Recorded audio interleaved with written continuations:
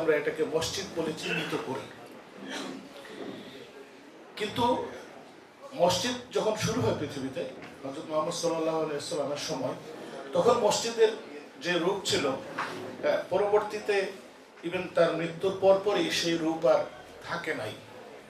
এটা পরম্পরা বেঁধে যতগুলো শাসন করতে এসেছিলেন, যেমন উমাইদ পিরিয়ডে মসজিদের প্রথম একটা স্ট্রাকচার আসে এবং সেটাও দামেস্কর মসজিদ, গ্রেট মস্ক অফ দামেস্কাস যখন বানানো হয়, তখন একটা খ্রিস্টান চার্চকে কনভার্ট করে মসজিদে রূপান্তর করা হয়েছিল।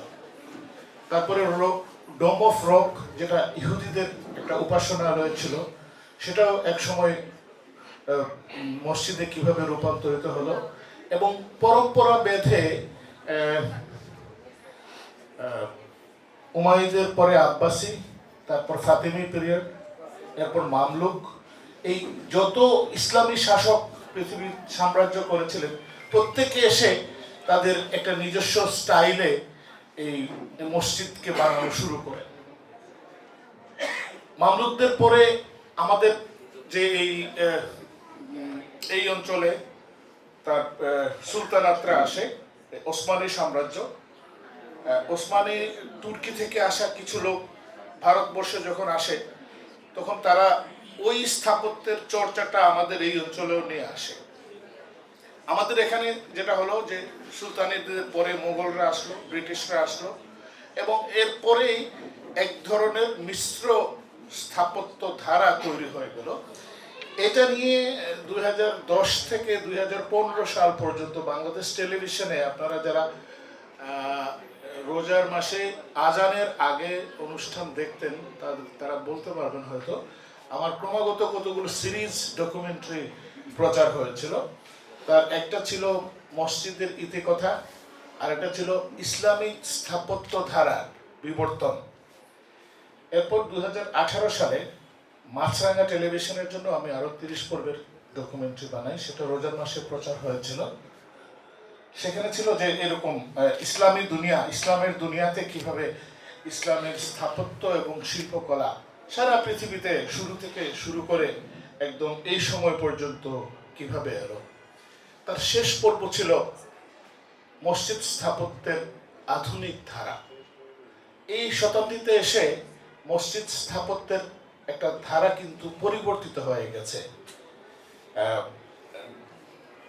ইসলামের আজান দেওয়ার জন্য যে মিনার ছিল, সেটার এসেনশিয়াল কতটুকু আছে, যে একটা ডোম ছিল, কি কারণে ডোমটা হতো, ডোমটা থাকা এখন যায় কি যায় না, যে আর্চ, যেটা রোমানদের কাছ থেকে শেখা চার্চের অংশ যেটা ছিল, যেটা মসজিদে পরিবর্তিত হয়েছিল, এটা কিভাবে এসে এখন আবার একটা আধুনিক মসজিদের স্থাপত্যের রূপ এসছে, এটা আমি আপনাদেরকে আজকে দেখাবো।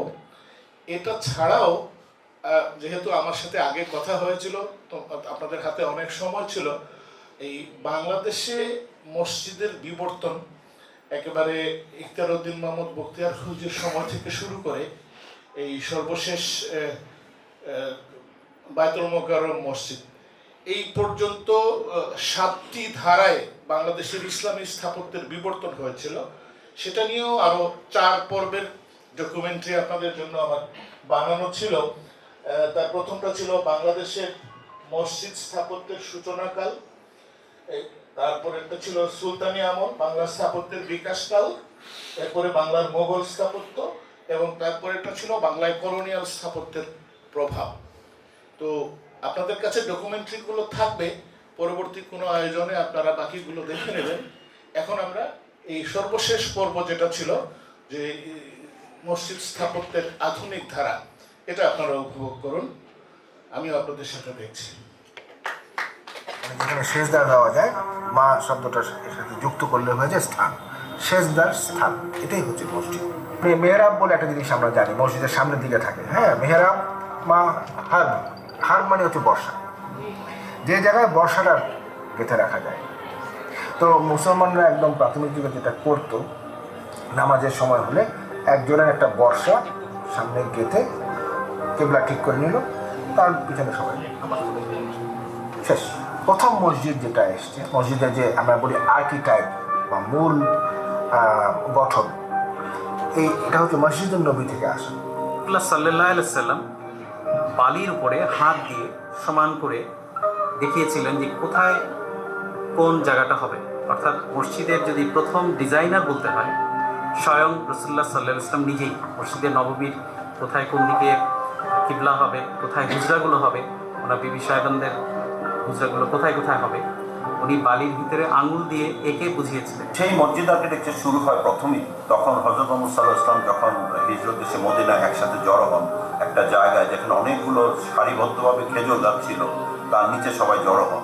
জড়ো হয়ে নামাজের যখন ওয়াক্তের সময় হযরত মুহাম্মদ সাল্লাল্লাহু আলাইহি ওয়াসাল্লাম হযরত বেলাল রাদিয়াল্লাহু আনহুকে বললেন সবাইকে ডাকতে, কারণ ওনার সুরটা ছিল অনেক সুন্দর সুরে, উনি ডাকতে পারতেন। এটা কি বলে আসলে আজান আমরা বলি। এই আজানটা দেওয়ার জন্য উনি ওই এলাকায় সবচেয়ে